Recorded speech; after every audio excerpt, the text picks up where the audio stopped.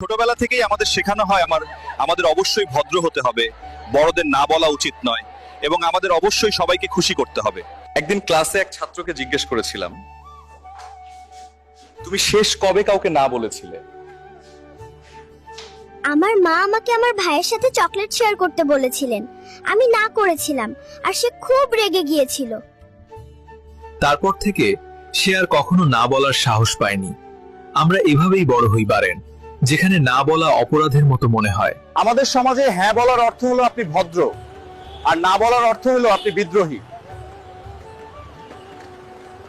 আমরা যদি না বলি তাহলে মানুষ ভাবে সম্পর্ক ভেঙে যাবে, চাকরি চলে যাবে। তাই আমরা চুপ করে থাকি এবং নিজেদের ভুলে যাই। কিন্তু না বলাটা ভুল নয়।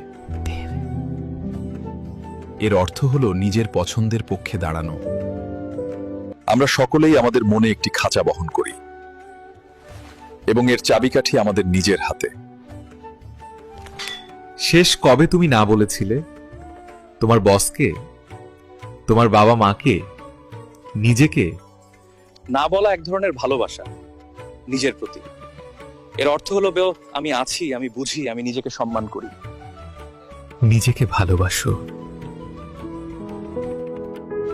কারণ না বলাও এক ধরনের ভালোবাসা।